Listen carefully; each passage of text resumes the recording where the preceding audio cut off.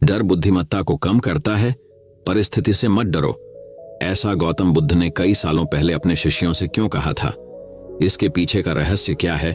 आज इसी रहस्य के बारे में हम गौतम बुद्ध की कहानियों के माध्यम से जानेंगे। तो बिना देर किए चलिए उन कहानियों की शुरुआत करते हैं। पहली कहानी दोस्तों, बहुत समय पहले की बात है। एक शहर में एक आदमी रहता था। उसने कहीं से सुन रखा था कि अगर संतों और साधुओं की सेवा करे तो बहुत ज्यादा धन प्राप्त होता है। ये सोचकर उसने साधु संतों की सेवा करनी प्रारंभ कर दी। एक बार उसके घर बड़े ही चमत्कारी संत आए। उन्होंने उसकी सेवा से प्रसन्न होकर उसे 4 दिए दिए और कहा, इनमें से एक दिया जला लेना और पूरब दिशा की ओर चले जाना। जहां यह दिया बुझ जाए वहां की जमीन को खोद लेना, वहां तुम्हें काफी धन मिल जाएगा। अगर फिर तुम्हें धन की आवश्यकता पड़े तो दूसरा दिया जला लेना और पश्चिम दिशा की ओर चले जाना। जहां यह दिया बुझ जाए वहां की जमीन खोद लेना, तुम्हें मनचाही माया मिलेगी।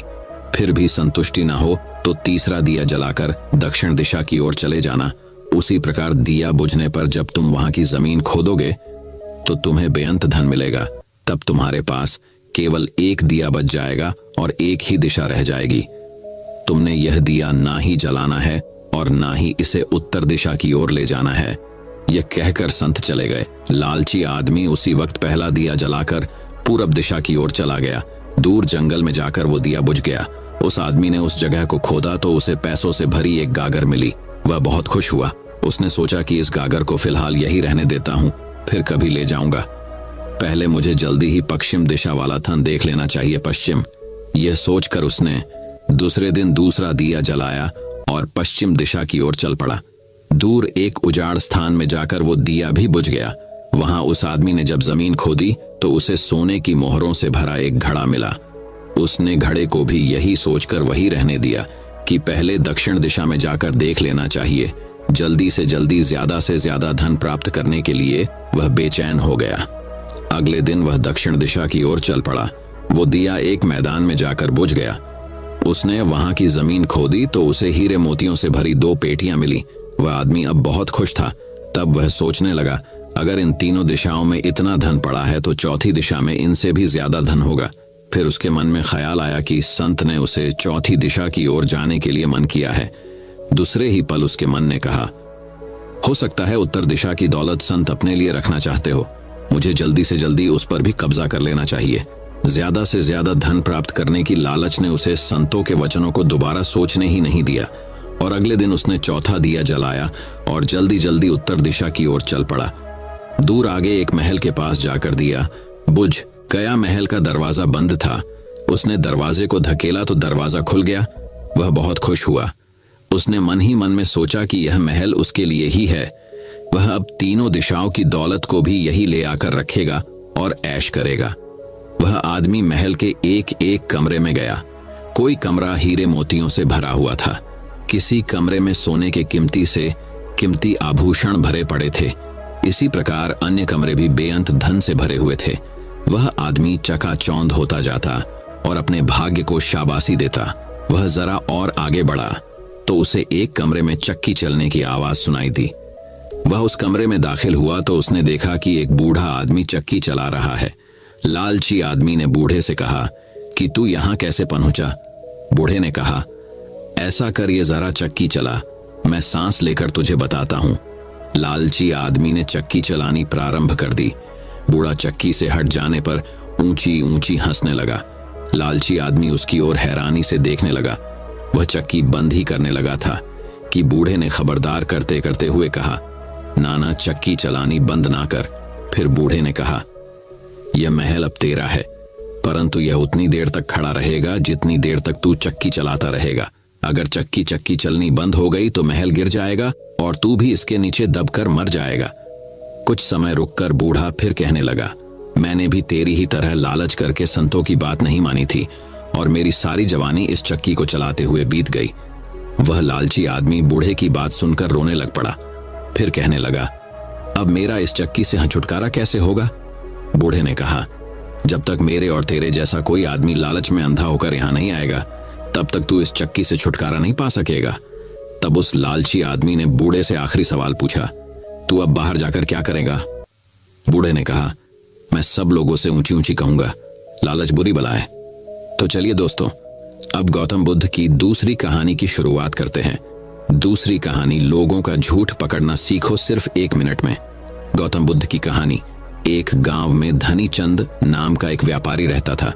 उसकी गिनती शहर के अमीर व्यापारियों में होती थी, लेकिन अब वह केवल नाम का सेट रह गया था। उसका बिजनेस बंद होने की कगार पर आ गया था। बिजनेस में हुए घाटे की वजह से उस पर लोगों का बहुत ज्यादा कर्जा पड़ गया था। उसके दिन अब गरीबों की तरह कट रहे थे और उसकी हालत का कारण उसका स्वभाव था। वह बहुत ही शांत सत्ता और शांत स्वभाव वाला व्यक्ति था। वह दूसरों की बातों पर बहुत जल्दी यकीन कर लेता था, इसलिए उसे मूर्ख बनाना बहुत आसान था। चतुराई उसके अंदर थी ही नहीं। लोगों ने उसके सरल स्वभाव का फायदा उठाकर उसे इस हालत में पहुंचा दिया था। उसके कुछ चतुर दोस्तों, रिश्तेदारों और अन्य व्यापारियों ने उसके खिलाफ साजिश रचकर उसे अपनी चिकनी चुपड़ी बातों में ऐसा फंसा लिया कि उसका बिजनेस बंद होने की कगार पर पहुंच चुका था। धनी चंद सेठ इन चालाक लोगों की बातों को समझ नहीं पाया था, लेकिन अब वह अंदर से टूट चुका था। अब उसे अपनी गलतियों का एहसास हो रहा था। एक दिन धनी चंद सेठ के सामने उन लोगों की सच्चाई सामने आ जाती है। वह सोचता है कि जिन लोगों को वह अपना समझता था, उन लोगों ने ही उसे धोखा दिया है, जिस कारण सेठ हमेशा अपनी हालत के बारे में सोचता रहता और खुद को कोसता रहता। अब उसके दिन बहुत ही तनाव वाले और उदासी के साथ बीत रहे थे। उसकी पत्नी अक्सर उससे झगड़ा करती रहती। अन्य सेठ अब अपना कर्जा मांगने के लिए हर रोज उसके घर पर आते। एक लंबी सेठों की भीड़ ने उसे बहुत ही ज्यादा गहरे सदमे में डाल दिया था। वह अब उन सेठों से बचता बचाता छिपने लगा। अपनी इस हालत से परेशान होकर उसने आत्महत्या करने का फैसला किया और वह आत्महत्या करने के लिए दूर एक पहाड़ी की ओर चल पड़ा। रास्ते में उसे एक महात्मा की कुटिया दिखाई दी। कुटिया में बहुत शांति और सुकून था। सेठ धनी चंद ने देखा कि उस महात्मा के सामने कुछ लोग बैठे हुए हैं और वे उनसे अपनी समस्याओं का समाधान पूछ रहे हैं। यह देखकर सेठ को बहुत ही ज्यादा जिज्ञासा हुई। कुटिया से बाहर आ रहे एक व्यक्ति को उसने रोका और महत्व के बारे में वह पूछने लगा। उस व्यक्ति ने सेठ धनी चंद की ओर देखा और कहा कि वह महात्मा आसपास के सभी गांवों, कस्बों और शहरों में बहुत ही ज्यादा प्रसिद्ध है। वह बहुत ही अधिक बुद्धिमान है। वह लोगों की बड़ी बड़ी समस्याओं को चंद मिनटों में सुलझा देते हैं। वह लोगों के मन की बात जानने और उनके झूठ को पकड़ने में माहिर है, क्योंकि उन्होंने मानव स्वभाव के बारे में गहराई से अध्ययन किया है और इसे समझने में उन्होंने महारत हासिल की है। वह किसी को भी अपनी बात पर सहमत करने के लिए चुटकियों में सहमत कर लेते हैं, इसीलिए उन्हें चतुर बाबा के नाम से भी जाना जाता है। वह व्यक्ति सेठ धनी चंद की ओर देखकर कहता है, अगर आपको भी कोई समस्या है तो आप उनसे समाधान पूछ सकते हैं। यह कहकर वह व्यक्ति वहां से चला जाता है। इसके बाद वह सेठ चुपचाप लोगों की भीड़ में बैठ गया और अपनी बारी आने का इंतजार करने लगा। भीड़ को खत्म होने में शाम हो गई। अब सेठ की बारी थी। उसने महात्मा को प्रणाम किया और दुखी मन से अपनी सारी घटना के बारे में बता दिया। वह महात्मा सेठ की बातों को बहुत ध्यानपूर्वक सुन रहे थे और फिर शांत स्वर में उत्तर दिया, इंसान को इतना शरीफ नहीं होना चाहिए कि वह हर किसी की बातों पर विश्वास कर ले और जो लोग कहे वही करना शुरू कर दें। हर व्यक्ति के अंदर इतनी समझ और चतुराई का होना बहुत जरूरी है, इसलिए नहीं कि वह दूसरों का फायदा उठा सके या उन्हें बेवकूफ बना सके, ताकि वह खुद को दूसरे चतुर लोगों की चालों से बचा सके, खुद को नुकसान से बचा सके और दूसरे जरूरतमंद लोगों की मदद कर सके। इतनी बातें कहने के बाद महात्मा अब कहते हैं कि अब मैं आपको समझाऊंगा कि आप लोगों से जो चाहते हैं वह कैसे प्राप्त कर सकते हैं। तुम्हें कुछ ऐसे तरीके सिखाऊंगा जिनका उपयोग तुम लोगों और परिस्थितियों को नियंत्रित करने के लिए कर सकते हो। इसके अलावा तुम्हें यह भी पता चल जाएगा कि धोखेबाज लोगों को कैसे पहचानें और उनसे खुद को कैसे बचाएं। एक साधारण व्यक्ति कैसे समझदार व्यक्ति बन सकता है। ध्यान रहे, जो मैं यहां तुम्हें सिखाने वाला हूं उसका इस्तेमाल किसी गलत काम के लिए नहीं करना, लेकिन अपनी और दूसरों की सुरक्षता के लिए। बस मेरी बातों को ध्यान से सुनो। हम जिस दुनिया में रहते हैं वहां आपको कुछ लोग चतुर मिलेंगे जो अपनी आजीविका चलाने के लिए भोले भाले लोगों का इस्तेमाल करते हैं। अब आप इन लोगों को कैसे पहचानते हैं जो अधिक बातें समझते हैं? आपको उन लोगों पर ध्यान देना चाहिए, क्योंकि ये लोग विश्वास की कमी को पूरा करने के लिए बहुत सारे शब्दों का उपयोग करते हैं। आपको उन पर ध्यान देने की कोई आवश्यकता नहीं है, क्योंकि वे अपने झूठ की वजह से आपको बेवकूफ बनाने की कोशिश करते हैं। जो लोग एक ही बात को बार बार कहते हैं वह झूठे हो सकते हैं। ऐसे लोगों के पास कई उदाहरण हैं ताकि आप उनकी चिकनी चुपड़ी बातों पर भरोसा कर सके। जिस व्यक्ति से आप बात कर रहे हैं उसे जानने का असली तरीका यह है कि आपको वह जो कुछ भी कहते हैं उसे एक बार दोबारा अवश्य सुने। जिस तरह से वे अपनी कहानी सुनाते हैं उससे आपको पता चल जाएगा कि वह सही है या नहीं। दूसरी बात, यदि आप किसी ऐसे व्यक्ति को जानते हैं जो दूसरों से झूठ बोलता है तो आप उस पर कभी भी भरोसा ना करें, क्योंकि जो व्यक्ति दूसरों से झूठ बोलता है वह निश्चित रूप से आपसे भी झूठ ही बोलेगा। साथ ही आपको ऐसे लोगों से सावधान रहना चाहिए जो दावा करते हैं कि उनके पास पहले बहुत पैसा था जो अब कम हो गया है, जिससे पता चलता है कि जिससे आप बात कर रहे हैं वह झूठ बोल रहा है। हाँ, ऐसा हो सकता है कि एक बार उसके पास पैसा था लेकिन अब वह है दिवालिया हो चुका है। बुद्धिमानी इसी में है कि ऐसे व्यक्ति को कभी भी पैसों से समझौता नहीं करना चाहिए। जो व्यक्ति खुद के पैसे को संभालने में कमजोर हो सकता है उस व्यक्ति से सलाह लेना बुद्धिमानी नहीं है। आपको ऐसे अयोग्य लोगों से भी सावधान रहने की आवश्यकता है, क्योंकि अगर कोई व्यक्ति महत्वपूर्ण चीजों की देखभाल करने में सक्षम नहीं है तो ऐसे लोग अपने बिजनेस या काम को संभाल नहीं सकते हैं। एक समझदार व्यक्ति अपनी जरूरी समस्याओं पर अधिक ध्यान देता है, बेकार की चीजों पर नहीं। एक और वह व्यक्ति जो हमेशा अपनी बात दोहराता है और बार बार कसम खाता है वह व्यक्ति झूठा होता है। इसलिए ऐसे व्यक्तियों पर भी कभी भरोसा नहीं करना चाहिए। दूसरी ओर, अगर आप चाहते हैं कि कोई व्यक्ति आपके साथ अच्छा व्यवहार करे तो आपको हमेशा अपनी इच्छा के अनुरूप परिणाम मिलेंगे, जो कि गलत है। आपको हमेशा एक बात याद रखनी चाहिए कि लोग वही चाहते हैं जो उन्हें कभी नहीं मिल सकता। इसलिए अगर आप ऐसा चाहते हैं कि किसी काम को पूरा करने के लिए आप उसे बार बार करें और आप उसे हासिल कर सकते हैं जो खुद फायर नहीं जा सकता। इसके लिए तुम्हें 2 नियमों पर ध्यान देना होगा।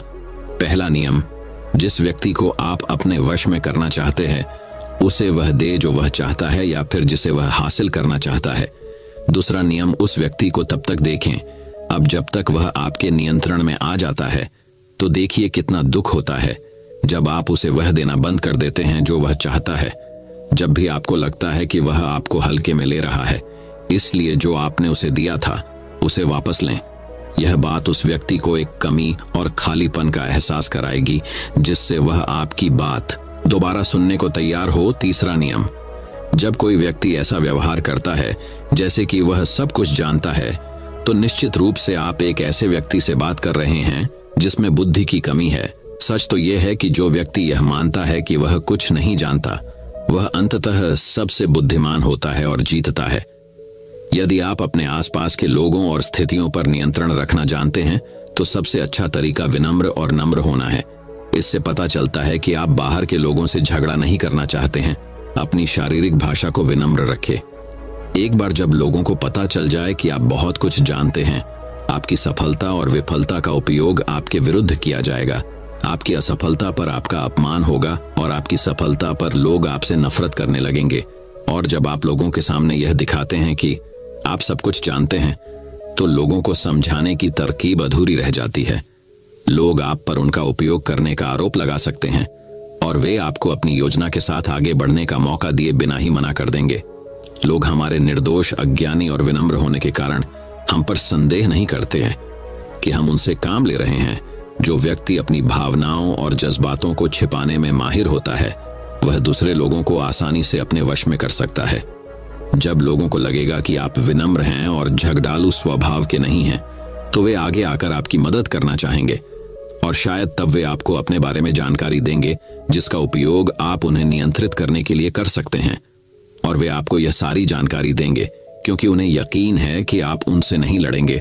जो व्यक्ति यह मानता है कि उसके अंदर सुधार की गुंजाइश है तो उसके सफल होने की संभावना कई गुना बढ़ जाती है। व्यक्ति के अंदर विनम्रता इसलिए भी आती है क्योंकि वह सोचता है कि उसे बहुत कुछ सीखना है, लेकिन जो व्यक्ति यह सोचता है कि वह बहुत कुछ जानता है वह आसानी से मूर्ख बन जाता है। साथ ही एक गृहस्थ होने के नाते आपको इस बात पर भी ध्यान देना चाहिए कि आपका पैसा कहाँ जा रहा है और उस मेहनत की कमाई को तब तक खर्च न करें जब तक आपको उस पैसे के बदले में वह न मिल जाए जो आप चाहते हैं। इसका मतलब यह है कि अगर आप सामान लिए बिना पैसे देते हैं तो धोखा मिलने की संभावना बढ़ जाती है। ऐसा भी हो सकता है कि अगर किसी ने आपका पैसा पहले ही ले लिया है तो वह अपना वादा नहीं निभाएगा। इसलिए सुरक्षित रहने के लिए उस व्यक्ति को पैसे देने से पहले सावधानी बरतें। जो चीज आप उससे पाना चाहते हैं उसे प्राप्त करें। चौथा नियम, लोगों को समझाने का सबसे अच्छा तरीका यह जानना है कि आप किसका मन बदल सकते हैं और किसका नहीं। यह 100% सत्य है कि आप किसी के मन को अपने अनुसार तब तक नहीं चला सकते जब तक वह आपको पसंद न करता हो। इसीलिए जो लोग आपको पसंद करते हैं और आपका सम्मान भी करते हैं, उन्हें अपने तरीके से चलाने की कोशिश करें। लेकिन सही चीजों के लिए इस बात का ध्यान रखें, यदि आप किसी ऐसे व्यक्ति के मन में हेर फेर करने का प्रयास करते हैं जो आपको पसंद नहीं करता है, तो ऐसे में आपका सारा समय और धैर्य बर्बाद हो जाएगा। इसके अलावा जब भी आप ऐसे व्यक्ति को बदलने की कोशिश करेंगे तो वह आपसे बहस करेगा। चाहे आप कुछ भी करें, आप कभी भी ऐसे व्यक्ति के मन को नहीं बदल पाएंगे। आपको अपनी बहस शुरू होने से पहले ही प्रयास करना बंद कर देना चाहिए और याद रखना चाहिए कि केवल आप ही उन लोगों को बदल सकते हैं जो आपको पसंद करते हैं और आपका सम्मान करते हैं। इसलिए यदि आप किसी को बदलना चाहते हैं, सबसे पहले उसके साथ अच्छे संबंध स्थापित करें और इससे दोस्ती करें। इतना कहकर महात्मा कुछ देर रुके और फिर आगे कहने लगे, अब मैं तुम्हें कुछ ऐसी तरकीबें बताऊंगा जिनका प्रयोग करके चतुर और धोखेबाज लोग दूसरों को मूर्ख बनाते हैं और उनका गलत इस्तेमाल करते हैं। पहला तरीका, जब किसी चतुर व्यक्ति को अपना काम निकालना होता है तो वह अपने इरादे पूरी तरह छिपा कर रखता है, अर्थात वह झूठ बोलता है, सबसे महत्वपूर्ण बात छिपाता है और केवल उतना ही कहता है जितना वह चाहता है। दूसरा तरीका, एक व्यक्ति जो चतुर है, दूसरों को गुमराह करना चाहता है, वह जितना संभव हो उतना ध्यान अपनी ओर आकर्षित करना चाहेगा, क्योंकि इस तरह वह किसी समूह का सबसे महत्वपूर्ण हिस्सा बन सकता है, दूसरे लोगों को गुमराह कर सकता है या अपने फायदे के लिए आपके कमरे का इस्तेमाल कर सकता है। तीसरा तरीका, जो व्यक्ति लोगों को गुमराह करता है वह अच्छी तरह से जानता है कि लोगों की भावनाओं के साथ कैसे खेलना है। वह अलग अलग मौकों पर अपने लाभ के अनुसार अलग अलग भावनाएं व्यक्त करता है, लेकिन केवल दिखावा करने के लिए। कभी कभी वह बहुत क्रोधित होगा, कभी कभी वह बहुत विनम्र होगा, कभी कभी वह बहुत मिलनसार होगा और कभी कभी वह बहुत उदास रहेगा। जिस व्यक्ति से उसका काम निकलेगा वह उसके साथ वैसा ही व्यवहार करना शुरू कर देता है। चौथा तरीका, धोखेबाज व्यक्ति सिर्फ अपने लिए सभी की सहानुभूति पाने की कोशिश करता है। सभी उसे सबसे गरीब समझते हैं। उसे इस बात से कोई फर्क नहीं पड़ता कि आपकी समस्या कितनी बड़ी है। आपको हमेशा यह महसूस कराएगा कि उसकी समस्या आपसे बड़ी है और वह आपसे ज्यादा परेशानी में है, इसलिए आपको उस पर दया करनी चाहिए और उसकी मदद करनी चाहिए। पांचवा तरीका, एक चतुर व्यक्ति जो आपको नियंत्रित करना चाहता है, उसकी अपनी इच्छा के अनुसार आपको यह सोचने पर मजबूर कर देगा कि वह आपके जीवन का सबसे महत्वपूर्ण व्यक्ति है, आप इसके बिना काम नहीं कर सकते। लेकिन वास्तव में ऐसा नहीं होता है। वह आपको सिर्फ यह आश्वासन देता है कि आप उसके बिना जीवन की कल्पना नहीं कर सकते हैं। इस तरह जितना अधिक आप उन पर निर्भर होते जाते हैं, उतना ही अधिक उनका आप पर नियंत्रण बढ़ता जाता है और वे आपसे अपना काम करवा लेते हैं। छठा तरीका, एक चतुर व्यक्ति हमेशा यह कोशिश करता है कि किसी भी बड़े काम का श्रेय हमेशा उसे ही मिले। तारीफ तो उसकी ही होनी चाहिए, चाहे कोई कुछ भी करे, लेकिन तालियां सिर्फ उसके लिए है। इसलिए वे ज्यादा से ज्यादा लोगों का ध्यान अपनी ओर आकर्षित करना चाहते हैं। अधिक से अधिक लोगों को अपने साथ जोड़ने के लिए चतुर लोग अक्सर सबसे कठिन काम दूसरों को सौंप देते हैं और आसान काम अपने पास रख लेते हैं, लेकिन सारे काम का श्रेय खुद लेने की कोशिश करते हैं। सातवां तरीका, एक धोखेबाज आपका सबसे अच्छा दोस्त होने का दिखावा करेगा। वह दिखाएगा कि आपका उससे बेहतर दोस्त नहीं हो सकता। इस तरह से आपके सभी रहस्य जानने की कोशिश करेगा और गलत समय पर वह उनका उपयोग आपके खिलाफ करेगा। इसलिए अपने रहस्य बताने से पहले 10 बार सोचें, क्योंकि दुनिया में सबसे खतरनाक चीज एक धोखेबाज दोस्त है। इसलिए यह पहचानना सीखें कि कौन दोस्त है और कौन नहीं। आठवां तरीका, अधूरी जानकारी दे। एक धोखेबाज व्यक्ति आपको केवल उतनी ही जानकारी देगा जितनी वह आपसे जानना चाहता है। कारण, क्योंकि वह चाहता है कि आप सिर्फ ये बातें जानें, वह कभी भी आपके साथ पूरी बातें साझा नहीं करेगा। वह सबसे महत्वपूर्ण चीजें छिपाएगा ताकि समय आने पर वह उनका उपयोग कर सके और सारा श्रेय ले ले या अपना काम पूरा करवा सके। 9वां तरीका, एक चतुर व्यक्ति कभी भी अपनी बात पर कायम नहीं रहेगा। समय आने पर वह अपनी बात से मुकर जाएगा। इसका कारण कुछ भी हो सकता है। या तो वह चाहता है कि आप ऐसा न करें, या वह जानबूझकर ऐसा कर रहा है। यह उसकी इच्छा पर निर्भर करता है। 10वां तरीका, वे ऐसा दिखावा करते हैं जैसे उन्हें कुछ भी पता नहीं है।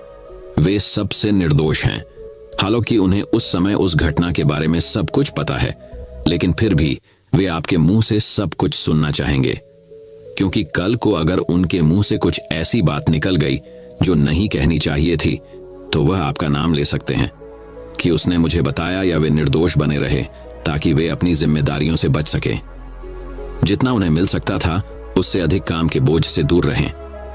वे जानबूझकर ऐसा करते हैं ताकि कोई उन पर ध्यान न दे और वे महान चीजों से बच सकें। 11वां तरीका, दूसरों पर उंगली उठाना या दोष देना।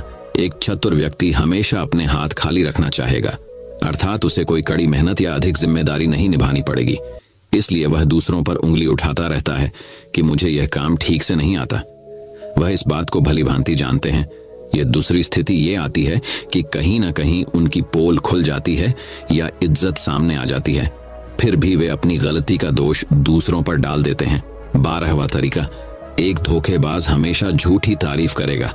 वह केवल वही कहेगा जो दूसरा व्यक्ति उससे सुनना चाहता है, और वह ऐसा तब तक करेगा जब तक उसका काम पूरा ना हो जाए।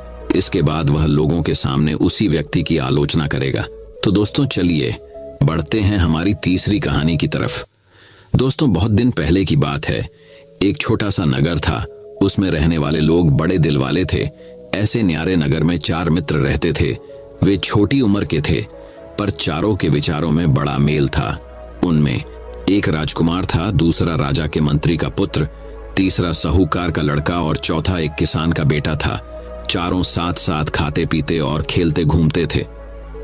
एक दिन किसान ने अपने पुत्र से कहा, देखो बेटा, तुम्हारे तीनों साथी धनवान हैं और हम गरीब हैं। भला धरती और आसमान का क्या मेल। लड़का बोला, नहीं पिताजी, मैं उनका साथ नहीं छोड़ सकता। बेशक यह घर छोड़ सकता हूँ।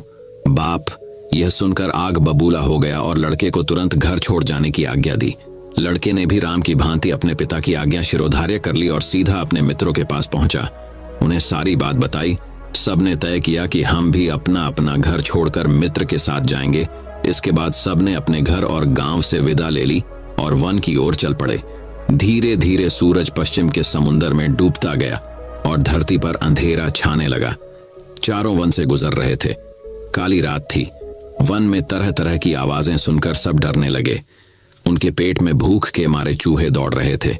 किसान के पुत्र ने देखा, एक पेड़ के नीचे बहुत से जुगनू चमक रहे हैं। वह अपने साथियों को वहां ले गया और उन्हें पेड़ के नीचे सोने के लिए कहा। तीनों को थका मांदा देखकर उसका दिल भर गया। बोला, तुम लोगों ने मेरी खातिर नाहक यह मुसीबत मोल ली। सबने उसे धीरज बंधाया और कहा, नहीं नहीं, यह कैसे हो सकता है कि हमारा एक साथी भूखा प्यासा भटकता रहे और हम अपने अपने घरों में मौज उड़ाए। जिएंगे या साथ साथ मरेंगे तो साथ साथ जिएंगे। थोड़ी देर बाद वे तीनों सो गए, पर किसान के लड़के की आंख में नींद कहां। उसने भगवान से प्रार्थना की, है भगवान, अगर तू सचमुच कहीं है तो मेरी पुकार सुनकर आजा और मेरी मदद कर। उसकी पुकार सुनकर भगवान एक बूढ़े के रूप में वहां आ गए और लड़के से कहा, मांग ले जो कुछ मांगना है। यह देख, इस थैली में हीरे जवाहरात भरे हैं। लड़के ने कहा, नहीं, मुझे हीरे नहीं चाहिए। मेरे मित्र भूखे हैं, उन्हें कुछ खाने को दे दो। भगवान ने कहा, मैं तुम्हें भेद की एक बात बताता हूं। वह जो सामने पेड़ है ना, आम का, उस पर 4 आम लगे हैं। एक पूरा पका हुआ, दूसरा उससे कुछ कम पका हुआ, तीसरा उससे कम पका हुआ और चौथा कच्चा है। इसमें भेद की कौन सी बात? लड़के ने पूछा। भगवान ने कहा, ये 4 आम तुम लोग खाओ। तुम में से जो पहला आम खाएगा वह राजा बन जाएगा, दूसरा आम खाने वाला राजा का मंत्री बन जाएगा, जो तीसरा आम खाएगा उसके मुंह से हीरे निकलेंगे और चौथा आम खाने वाले को उम्र कैद की सजा भोगनी पड़ेगी। इतना कहकर बूढ़ा आंख से ओझल हो गया। तड़के सब उठे तो किसान के पुत्र ने कहा, सब मुंह धो लो। फिर उसने कच्चा आम अपने लिए रख लिया और बाकी आम उनको खाने के लिए दे दिए। सबने आम खा लिए। पेट को कुछ आराम पहुंचा तो सब वहां से चल पड़े। रास्ते में उन्हें एक कुआं दिखाई दिया। काफी देर तक चलते रहने से सबको फिर से भूख प्यास लगाई, इसीलिए वे पानी पीने लगे। राजकुमार ने मुंह धोने के इरादे से पानी पिया और फिर थूक दिया तो उसके मुंह से 3 हीरे निकल आए। उसे हीरे की परख थी। उसने चुपचाप हीरे अपनी जेब में रख लिए। दूसरे दिन सुबह एक राजधानी में पहुंचने के बाद उसने एक हीरा निकालकर मंत्री के पुत्र को दिया और खाने के लिए कुछ ले आने को कहा। वह हीरा लेकर बाजार पहुंचा तो देखता क्या है कि रास्ते में बहुत से लोग जमा हो गए हैं। कंधे से कंधा ठिल रहा है। गाजे बाजे के साथ एक हाथी आ रहा है। उसने एक आदमी से पूछा, क्यों भाई, ये शोर कैसा है? अरे तुम्हें नहीं मालूम? उस आदमी ने विस्मय से कहा, यहाँ का राजा बिना संतान के मर गया है। राज के लिए राजा चाहिए, इसलिए इस हाथी को रास्ते में छोड़ा गया है। वही राजा चुनेगा। सो कैसे? हाथी की सूंड में वह फलमाला देख रहे हो ना? हाँ, हाथी जिसके गले में यह माला डालेगा वही हमारा राजा बन जाएगा। देखो, वह हाथी इसी ओर आ रहा है। एक तरफ हट जाओ। लड़का रास्ते के एक ओर हटकर खड़ा हो गया। हाथी ने उसके पास आकर अचानक उसी के गले में माला डाल दी। इसी प्रकार मंत्री का पुत्र अब राजा बन गया। उसने पूरा पका हुआ आम जो खाया था, वह राज वैभव में अपने सभी मित्रों को भूल गया। बहुत समय बीतने पर भी वह नहीं लौटा। यह देखकर राजकुमार ने दूसरा हीरा निकाला और साहूकार के पुत्र को देकर कुछ लाने को कहा। वह हीरा लेकर बाजार पहुंचा। राज को राजा मिल गया था, पर मंत्री के अभाव की पूर्ति करनी थी, इसलिए हाथी को माला देकर दोबारा भेजा गया। किस्मत की बात, अब हाथी ने एक दुकान के पास खड़े साहूकार के पुत्र को ही माला पहनाई। वह मंत्री बन गया और दोस्तों को भूल गया। इधर राजकुमार और किसान के लड़के का भूख के मारे बुरा हाल हो रहा था। अब क्या करें? फिर किसान के पुत्र ने कहा, अब मैं ही खाने की कोई चीज ले आता हूं। राजकुमार ने बचा हुआ तीसरा हीरा उसे सौंप दिया। वह एक दुकान में गया। खाने की चीजें लेकर उसने अपने पास वाला हीरा दुकानदार की हथेली पर रख दिया। फटेहाल लड़के के पास कीमती हीरा देखकर दुकानदार को उस पर शक हुआ कि हो ना हो, इस लड़के ने जरूर ही यह हीरा राजमहल से चुराया होगा। उसने तुरंत पुलिस के सिपाहियों को बुलाया। सिपाही आए। उन्होंने किसान के लड़के की एक न सुनी और उसे गिरफ्तार कर लिया। दूसरे दिन उसे उम्र कैद की सजा सुनाई गई। यह प्रताप था कच्चा आम का बेचारा राजकुमार। भूख मारे चिंता के परेशान था। वह सोचने लगा, यह बड़ा विचित्र नगर है। मेरा एक भी मित्र वापस नहीं आया। ऐसे नगर में न रहना ही अच्छा। वह दौड़ता हुआ वहां से निकला और दूसरे गांव के पास पहुंचा। रास्ते में उसे एक किसान मिला जो सिर पर रोटी की पोटली रखे अपने घर लौट रहा था। किसान ने उसे अपने साथ ले लिया और भोजन के लिए अपने घर ले गया। किसान के घर पहुंचने के बाद राजकुमार ने देखा कि किसान की हालत बड़ी खराब है। किसान ने उसे अच्छी तरह नहलाया और कहा, मैं गांव का मुखिया था, रोज 300 लोगों को दान देता था, पर अब कौड़ी कौड़ी के लिए मोहताज हूं। राजकुमार बड़ा भूखा था। उसने जो रूखी सूखी रोटी मिली वह खा ली। दूसरे दिन सुबह उठने के बाद जब उसने मुंह धोया तो फिर मुंह से 3 हीरे निकले। वे हीरे उसने किसान को दे दिए। किसान फिर धनवान बन गया और उसने 300 लोगों का दान फिर से शुरू कर दिया। राजकुमार वहीं रहने लगा और किसान भी उससे पुत्रवत प्रेम करने लगा। किसान के खेत में काम करने वाली एक औरत से यह सुख नहीं देखा गया। उसने एक वेश्या को सारी बात सुनाकर कहा, उस लड़के को भगा कर ले आओ तो तुम्हें इतना धन मिलेगा कि जिंदगी भर चैन की बंसी बजाती रहोगी। अब वेश्या ने एक किसान औरत का रूप रख लिया और किसान के घर जाकर कहा, मैं इसकी मां हूं। यह दुलारा मेरी आंखों का तारा है। मैं इसके बिना कैसे सवकूंगी। इसे मेरे साथ भेज दो। किसान को उसकी बात जंच गई। राजकुमार भी भुलावे में आकर उसके पीछे पीछे चल दिया। लेकिन घर आने पर वेश्या ने राजकुमार को खूब शराब पिलाई। उसने सोचा, लड़का उल्टी करेगा तो बहुत से हीरे एक साथ निकल आएंगे। उसकी इच्छा के अनुसार लड़के को उल्टी हो गई, लेकिन हीरा एक भी नहीं निकला। क्रोधित होकर उसने राजकुमार को बहुत पीटा और उसे किसान के मकान के पीछे एक गड्ढे में डाल दिया। राजकुमार बेहोश हो गया था। होश में आने पर उसने सोचा, अब किसान के घर जाना ठीक नहीं होगा, इसलिए उसने बदन पर राख मल ली और सन्यासी बनकर वहां से चल दिया। रास्ते में उसे सोने की एक रस्सी पड़ी हुई दिखाई दी। जैसे ही उसने रस्सी उठाई, वह अचानक सुनहरे रंग का तोता बन गया। तभी आकाशवाणी हुई, एक राजकुमारी ने प्रण किया है कि वह सुनहरे तोते के साथ ही ब्याह करेगी। अब तोता मुक्त रूप से आसमान में उड़ता हुआ देश देश की सैर करने लगा। एक दिन वह उसी राजमहल के पास पहुंचा जहां की राजकुमारी दिन रात सुनहरे तोते की राह देख रही थी और दिन ब दिन दुबली होती जा रही थी। उसने राजा से कहा, मैं इस सुनहरे तोते के साथ ही ब्याह करूंगी। राजा को बड़ा दुख हुआ कि ऐसी सुंदर राजकुमारी एक तोते के साथ ब्याह करेगी, पर उसकी एक न चली। आखिर सुनहरे तोते के साथ राजकुमारी का ब्याह हो गया। ब्याह होते ही तोता एक सुंदर राजकुमार बन गया। यह देखकर राजा खुशी से झूम उठा। उसने अपनी पुत्री को अपार संपत्ति, नौकर चाकर, घोड़े और हाथी भेंट स्वरूप दिए, आधा राज्य भी दे दिया। जब नए राजा रानी अपने घर जाने निकले, तब राजा पहले गांव के मुखिया किसान से मिलने गया, जो फिर गरीब बन गया था। राजा ने उसे काफी संपत्ति दी, जिससे उसका 300 का दान कार्य फिर से चालू हो गया। अब राजकुमार को अपने मित्रों की याद आई। उसने पड़ोस के राज्य की राजधानी पर हमला करने की घोषणा की, पर लड़ाई आरंभ होने से पहले ही उस राज्य का राजा अपने सरदारों मुसाहिबों सहित राजकुमार से मिलने आया।